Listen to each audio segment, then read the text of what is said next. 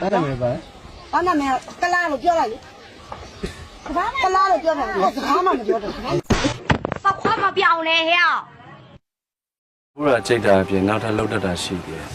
ဟာလေ ကျွန်တော်ဘာကြလဲမဟုတ်တယ် ရှမ်း ပါတယ်မသားပါတယ်မသား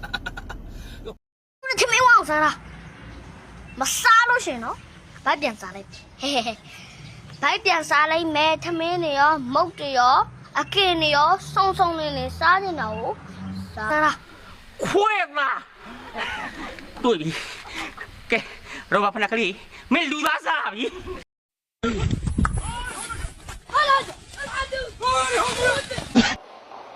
ကောင်းတယ်အဲ့ဒီကောင်အဲ့လိုဖြစ်သွားမှဒီကောင်ငြိမ်သွားမှာ ဒီထဲမှာငါရှိလားမရှိဘူးဘသူရှိတာလဲယေရှုရှိရင် ခွင်းမာပါထုံနောင်ဒီကောင်ကနည်းနည်းမှကြည့်လို့မရမျက်စိစကမွေးဆူ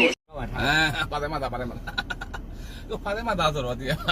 တွေ့ရတဲ့ဆဲမန်ဒီကောင်အုံတော့မှချီးအုံတော့ပဲရှိရဲ့ပါတယ်မသားတွေမလို့မသားတွေ အေလို့ဆဲနေတဲ့စောက်တော်သားတွေသေဦးမသေးနိုင် ကျွန်တော်ကဒီချိန်မှာကိုကိုလမ်းပြောင်းနေတယ်လို့ခံစားနေရပါလားဒါဆိုရင်တော့စိတ်အားမငယ်ပါနဲ့လူကြီးမင်းတို့တယောက်တည်းမဟုတ်ပါဘူးကျွန်တော်ကိုယ်တိုင်လည်းလမ်းပြောင်းနေတာဖြစ်ပါတယ် ဘာခွာမပြောင်းနဲ့ဟဲ့